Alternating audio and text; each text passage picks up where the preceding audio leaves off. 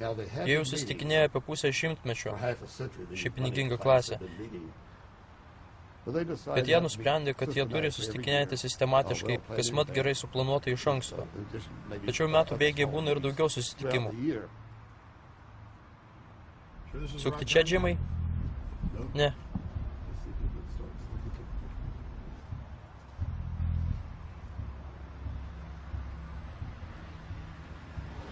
Štai čia yra pasaulinė valdžia. Jie nustato pasaulio darbotvarkę. Ten, viduj, šiuo pat metu. Jie sprendžia, ar pradėti karą su Iranu, ar kils mokesčiai ar ne, kelti naftos kainą ar priešingai. Be abejo, jie svarsto daugiau klausimų, apie kuriuos sužinosime laikui bėgant. Tačiau mano išvardyti yra šių metų svarbiausiai.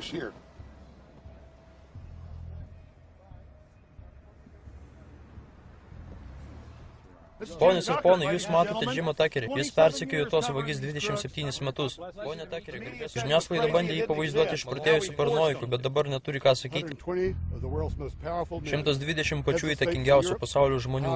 Tai valstybių vadovai iš ES, aukšti pareigūnai iš JAV vyriausybės, finansų ministrai, iš Baltųjų rūmų, žvalgyba. Jie sprendžia pasaulio ateitį. Jie visi čia renkasi slapta, nes jie rezga blogį. Jei gėris daromas šviesoje, tai tuo tarpu blogi darbai daromi šešėlyje, tamsoje. Labas, kaip sekasi? Prašau nueiti nuo valdos. Džimas turi kelis klausimus tau. Prašau pasitraukti nuo privačios valdos. Gerai, bet tai viešas šaligatvis. O taip, mes bendradarbiaujam.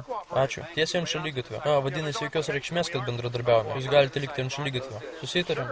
Gerai, ačiū. Puiku. Džimas jums turi kelis klausimus. Vėlgi, prašau likti ant šaligatvio. Taip, mes pasitikrinau. Nuosavybės riba baigėsi čia. Vėlgi. Gerai, linija yra štai čia.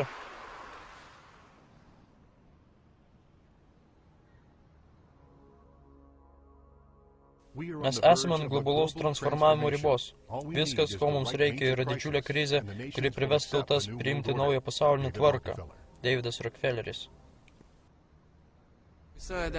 Mes matėme Davidą Rockefellerį prie viešbučio. Ir jis neturėjo nei vieno asmens sargybinio. Mano draugas sušaukė, ei, Rockefellerį, ir jis atsisuko. Jis buvo išsigandęs. Mano vardas Renė, aš iš Manitobos. Aš važiavau apie 26 valandas iki čia vien tik tam, kad parodyčiau, jog aš esu prieš Bilderbergerius, tam, kad galėčiau pakovoti už savo laisvę, už savo teisės, tam, kad užtikrinčiau mano vaikų gyvenimą laisvoje šalyje. Mano vardas Danielius Estolinas ir aš visą tai darau jau 15 metų. Aš iš Kanados. Aš didžiuojasi savo šalimi, todėl, kad matau, kaip žmonės priešinasi Bilderbergeriams. Praeitais metais man prireikė 14 valandų, kad patekčiau į Müncheną. Aš buvau išsodintas iš lėktuvo Milane, buvau išsodintas iš lėktuvo Münchene. Jie apie 4 valandas klausinėjo manęs abiejose miestuose. Man pavyko paskambinti savo draugui, žurnalistui iš Romos. Po skambučių Italijos užsienio reikalų ministerija atsikabino ir mane paleido. Bet jie perspėjo, kad mane stebės 24 valandas per parą. Mažame viešbutėje, kur mes su Džimu apsistojame, iš 20 kambarių 6 buvo užimti, 3 buvo CŽV ir kitose 3 buvo vokiečių slaptosios tarnybos. Štai kaip rimtai reaguoja šie žmonės. Štai ko jie bijo. Jie bijo, kad mes galime visą tai atskleisti, ką būtent mes ir darome šiuo metu. Danielius Estolinas seka Bilderbergerių susitikimus Europoje bei Šiaurės Amerikoje jau apie 15 metų. Jo knyga Bilderbergerių klubas buvo išversta į daugiau kaip 20 kalbų, bet to yra pasaulinio lygio bestselleris.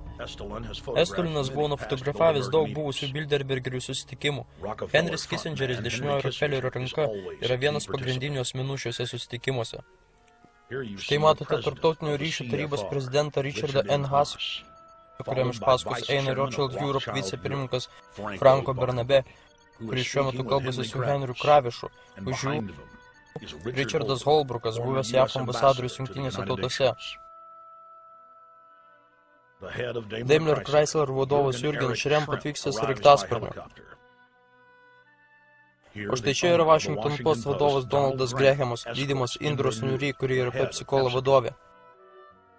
Niderlandų karalienė Beatričė, kurios tėvas princas Bernardas įkūrė Bilderbergerių grupę, yra viena iš svarbiausių figūrų šioje grupėje. Ir be abejo pagrindinis globalistas, kuris atvyksta visada, Davidas Rockefelleris, matomas čia kartu su asmens sargybiniu Jamesu Fordu. Toliau neseniai paskirtas Pasaulinio banko vadovas Polas Wolfovičius, kuris buvo nufotografuotas per 2005 metais vykusi Bilderberger grupės susitikimą. Yra žinoma, jog Wolfovičius dalyvavo ir ankstesniuose susitikimuose, kai dar tuo metu ėjo apsaugos ministro pavaduotojo pareigas. O tai yra grubus Logano akto pažeidimas. Pagal Logano aktą federalinių ar valstijos pareigūnų kontaktas su užsienio šalių valdžios nariais be kongreso ar prezidento specialaus sutikimo yra sunkus kriminalinis nusikaltimas. Kitaip tariant, vyriausybės nariai negali už uždarų durų slapta susitikinėti su užsienio šalių įtakingais asmenimis dėl galimų korupcijos ar šnipinėjimų pavojaus. Dėl to dauguma žinomų politikų dalyvauja šiuose susitikimuose, tačiau jų vardai oficialiai niekur neužrašomi. Nepaisant Logano akto, New Yorko gubernatoriaus Džordžo Pataki vardas buvo sąraše ir mums net pavyko jį nufotografuoti einantį kartu su Davidu Rockefelleriu prie Brook Streeto.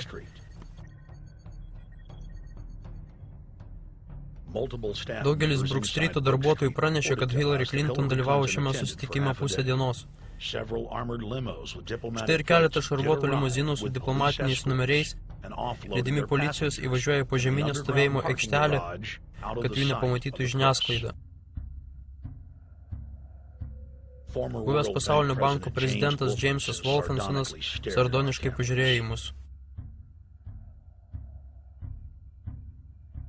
Kaip manote, ar jie nerimauja dėl to, kad buvo demaskuoti?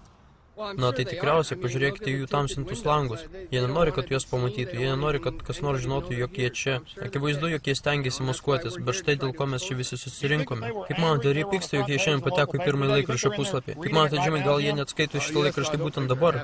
Jo, nemanau, kad jiems tai patinka. Jiems labiau patiktų, jei iš vis niekas nežinotų. Jiems patiktų mirtina tyla. Taip, geriau apsidairykite. Mes nesame jūsų vergai. Jūs nevaldote manęs. Ar turite dalyvausiančių žmonių sąrašą ar kažką panašaus? Ne, aš klausiau apsimetant kitų žmogum. Tačiau dar nežinau, ar aš jį gausiu. Bet galbūt gausiu net šiandien. Per pastaruosius 3 metus, kai aš grįždavau į viešbutį, jūs jau turėdavot faksimilinę kopiją. Aš ne tai, kad neatskleidžiu šaltinio, aš netgi pats nežinau, kas man atsiunčia tą sąrašą. Tačiau laiškas gražiai apipavydalintas lieka geras suvenyras. Aleksai, ką? Ten Čelabis. Manai, ten Čelabis? Ne, aš nemanau, aš žinau. Jis atrodė kaip Čelabis, tai buvo storas vyrukas. Taip, tai buvo Ahmedas Čelabis. O Dieve, tai tuomet jau ruošiasi pulti Iraną. Ei, Čelabi, nepulk Irano.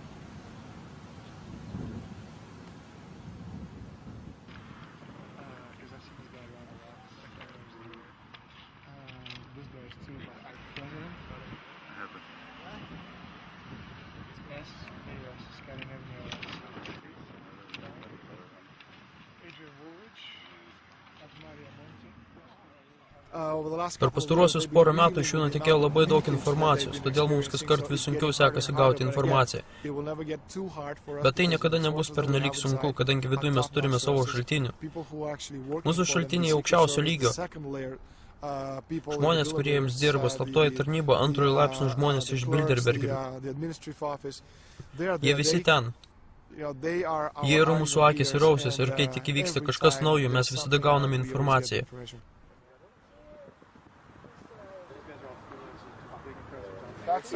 Man regis ten karalienė, matai ją?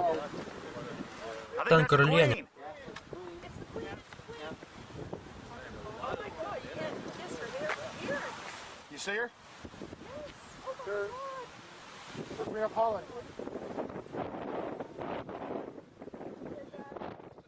Dažniausiai tai būna taip, jog tie vyrukai iš slaptųjų tarnybų, kurie saugo Bilderbergerius, aptarnaujantis personalas, virėjai, padavėjai, kai jie išgirsta apie kokias niekšybės kalba tie žmonės, tai jie patys pirmi mus ir susiranda, norėdami, kad mes tai būtinai žinotume. Bet žinoma, mes labai kruopščiai dirbam su naujai pasirodžiusia informacija. Mes ją kartais tikrinam 2, 3 ar 4 kartus, kad įsitikintume, jog jie yra tiksli. Dažnai Bilderbergerių personalas mus tikslingai stengiasi suklaidinti, pakišdamas netikrovišką informaciją. Būtent dėl to mes ir nepuolame iš karto viešinti gautos informacijos.